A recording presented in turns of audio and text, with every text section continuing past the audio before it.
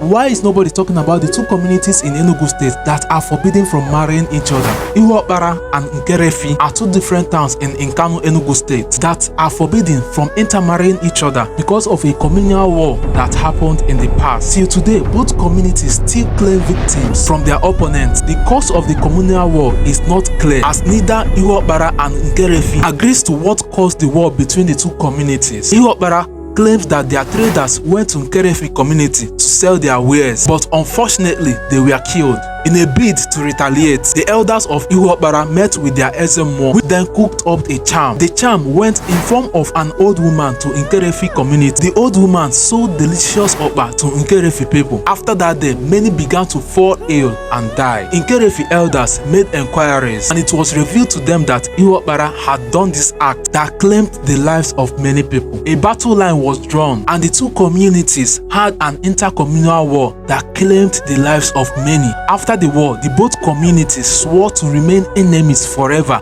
and never intermarry anymore. If you are from any of these two communities, tell me your own part of the story that caused the war.